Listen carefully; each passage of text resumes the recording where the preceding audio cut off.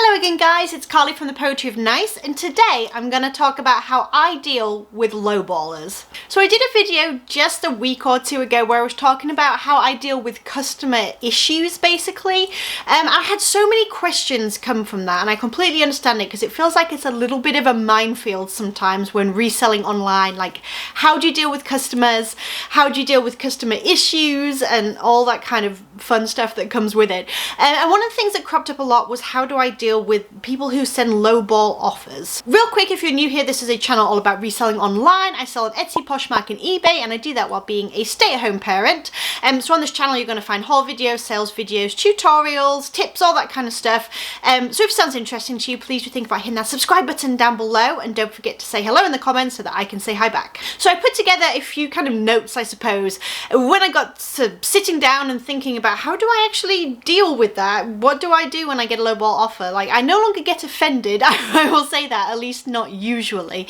I've kind of moved on from that a little bit, but I do definitely have some strategies that I utilize, so I figured I'm just going to go ahead and share those with you guys. So, pretty obvious, but the first thing I'm going to mention is that there are three ways that you can deal with a lowballer. You can accept their offer, you can counter their offer, or you can decline their offer. So when it comes to accepting a lowball offer, some of the reasons that I might go ahead and do that is my item has become stale, meaning it's been listed for a year or more and has had barely any activity whatsoever despite relisting, redoing photos, all that good stuff. Also, the market may have changed. I may go ahead and look at comps, which I often do when someone sends me a lower offer on what I consider potentially a stale item. And I might see that those comps have shifted, that the market is just not demanding what it once was, and how I had priced my item, and that their offer was actually closer to the new fair market value. So I may go ahead and accept because of that as well. Another reason I might accept a low offer is the item is flawed. Perhaps it is a good brand and a good piece, but I got it home and I realized that there is a hole or a stain or something like that, and I decided to list it anyway and list it, you know, perhaps at a reduced price,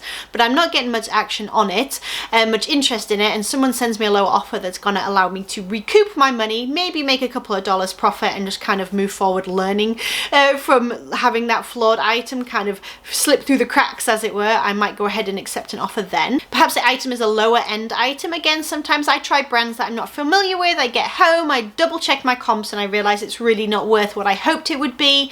Sometimes I pick things on style alone, and then I realize that the brand is something that is not really desirable. So again, I might entertain lower offers for that as well. And in the same kind of vein as that, if I get home and realize, yes, I have a good item, but the market is super saturated right now, there's like 40 up in my size, and so the person has, you know, plenty to pick from in terms of buying that item, I might also entertain lower offers then as well. So there are a couple of things to think about if you decide to counter as well. And one of the things I always consider is, do I counter with my best offer, like my lowest offer, and then just kind of stick with that? If they come back, then I sort of repeat the same offer and I kind of stand my ground, as it were. Or do I drop the price by a few dollars and then leave that wiggle room there for us to go back and forth potentially a little bit and hopefully settle on a price somewhere in the middle? That really is a personal choice. I definitely think that it is a wonderful idea to make sure you know what your bottom line is. So you know what your cost of goods was, you know what the fees are going to cost you, you know what your item's worth. Again, recheck those comps if you're not too sure. Perhaps you've lost touch with the item a little bit. I know I do that sometimes when something is listed for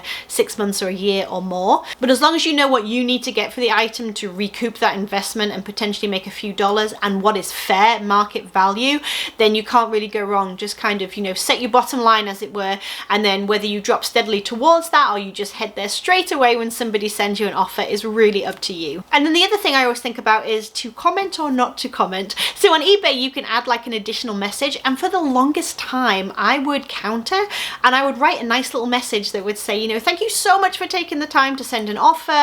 I'm afraid that $15 is the lowest I can go at this time. Sometimes I would refer to the item, you know, it's already on sale, something like that. You know, thank you again, whatever.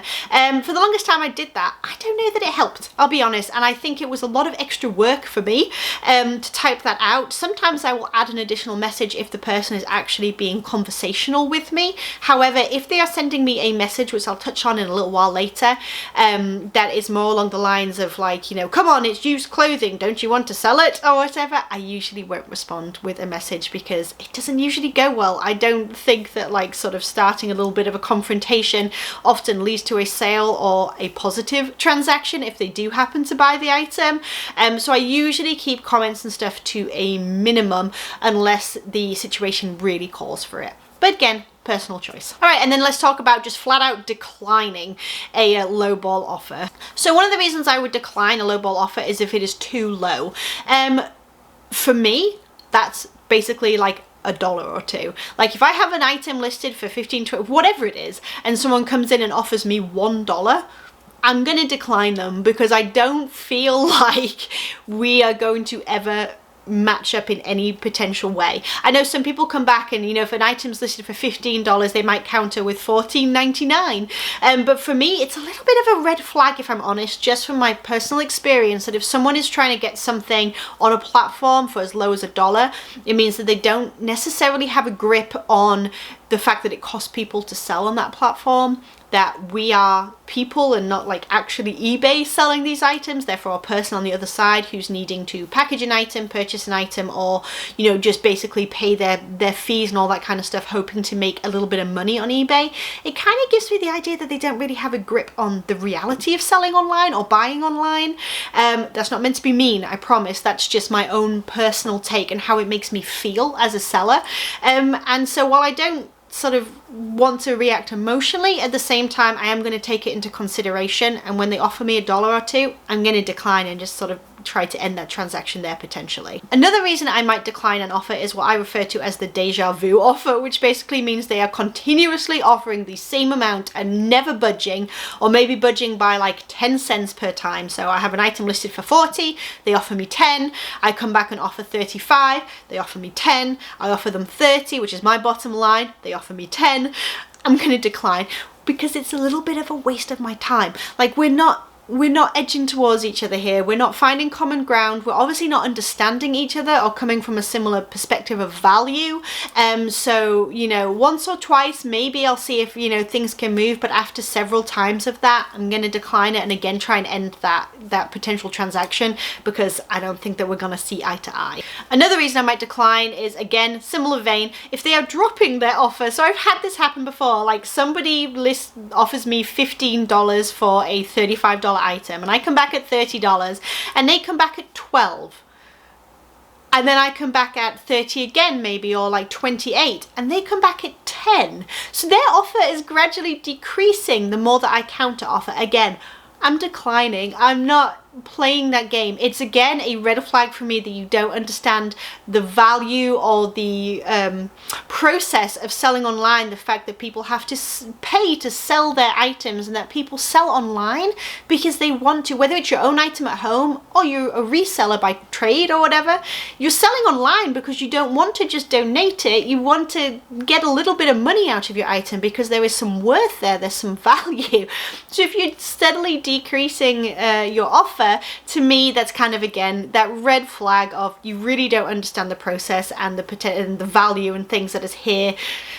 So I'm probably not going to interact any further with you, just saying. And the last thing I touched on just a little while ago, but it's that pushy message. So if someone sends me an offer, lowball or sometimes otherwise, and it has a really pushy message to it saying, you know, this is used clothing, you know, what are you thinking, or come on, let's get real, or something like that, all things that I've actually had, again, I'm probably not going to sell to you willingly, and I'm probably not going to interact with that counter offer back and forth, because I feel like that's setting up for there's an expectation being set there, right? Like you're already looking at it and saying, you know, it's a used item and I don't agree that it has value like you do. So that kind of starts to create a concern in me as a seller. If it's particularly pushy, you know, I'm all right having a conversation back and forth, and I acknowledge that I sell used items. That is fine. I'm not denying that in any way. I'm just saying that if you're sort of talking down on my item or saying it's not that good, sell it to me for less, come on. I'm probably not going to sell it to you because there's a chance you're going to get it and you're not going to be satisfied. It's given me an idea that you are not an easily satisfied customer, essentially. Okay, Okay, so now that I've talked real quick about how I deal with lowballers in terms of accept, counter, or decline, I'm going to talk real quick about the top 5 kinds of lowballers that I personally have come into contact with on a regular basis. Okay, so number 1 is the ghost. This is somebody who essentially sends you an offer and you counter reasonably back to them and then you never hear from them again. I think we've all come into contact with this and you're sort of left looking at your phone thinking, no, wait, should I just have accepted?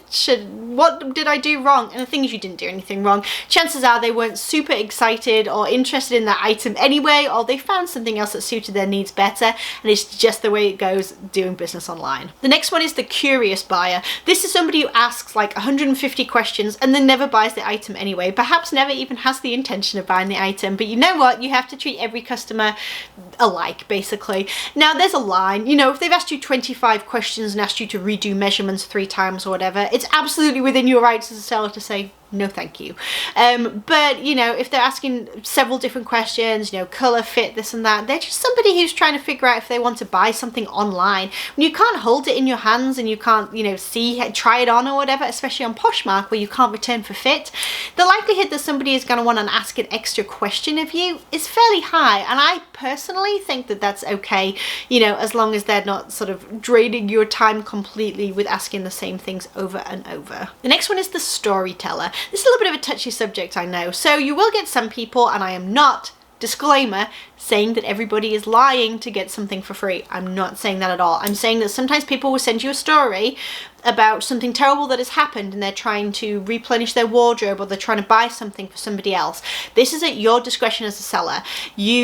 You know, it's up to you whether or not you want to believe them or just invest some faith in their story and give it to them anyway. I used to do that more. I used to take it at face value more, and I used to try and give wherever I can, and I still give wherever I can, but at the end of the day, it is a business, and I've stopped feeling too guilty about, you know, when someone's saying they're trying to rebuild their wardrobe so they want a $35 shirt for $10 instead, the reality is there's a lot of places that you can go to buy, you know, a simple shirt if that's what you're wanting for under $10. This is just personal experience, and again, I like to be able to give, you know, discounts and things like that wherever I can to benefit someone, to bless someone, anything along those lines. But what I'm saying is don't harm your business necessarily doing that. And also, side note, don't waste your time like sleuthing. You know, I see a lot of people on Facebook and things like that talking about how they go to this person's Facebook page and they can prove that they're telling a lie, and I wouldn't waste the energy personally. I would just make the best decision for you, what your gut tells you, what is beneficial for your business, what is not, you know what I'm saying. But we all kind of get them, so I just figured I'd throw them in here and mention them as well. The next one is the non-payer or the canceller. We all get these too. I cannot tell you how many people over the years have bought something from me on eBay and then have just gone on to not pay. Even the people who have asked so many questions. In fact, I have one item going on right now where the person has bought it and then asked for a change in shipping, which I went back straight away to their message and said, absolutely, well, you know, I can offer you this, this or this. They ghosted. That's what they did. I've never heard from them again, so I'm going to have to go through the unpaid item case process now and all that kind of stuff. They're just non-responsive to my messages, and you know what, that happens. That's just part of the business, and it's a shame, and I do wish that eBay had a little bit more sort of in place to deter that more than they do already. It's not really fair as a seller, but it is just part of it, so we kind of accept it and move on.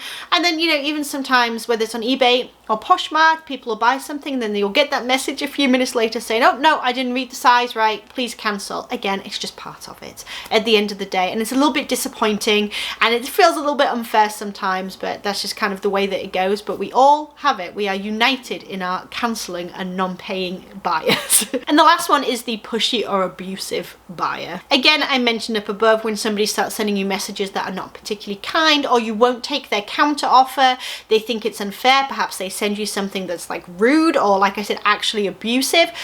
report and block. That's all I can say. You can report the messages to the site you're on, whether it be eBay, Etsy or Poshmark, and then block the heck out of them is what I would suggest. You don't need to be dealing with that as a seller online. They don't need to be having your business either. So just go ahead and protect yourself and try not to take it personally. All right, you guys, that is everything I had to share with you on my experience personally with lowball offers and lowball buyers on Poshmark and eBay, and kind of on Etsy as well. Let me know down below, what have been your experiences? What did you do? Like, it's interesting to learn from each other how you handled certain situations, because I often come out of these situations and think, I wonder if I could do this better. And so if you have anything to share along those lines, please do drop it down below in the comments, and that way maybe we can all kind of evolve a little bit in how we deal with some of the more difficult aspects of selling online. All right, you guys, please do give this video a thumbs up if you enjoyed it. Please do think about subscribing down below if you haven't already, and I will talk to you in the next video. Bye, you guys.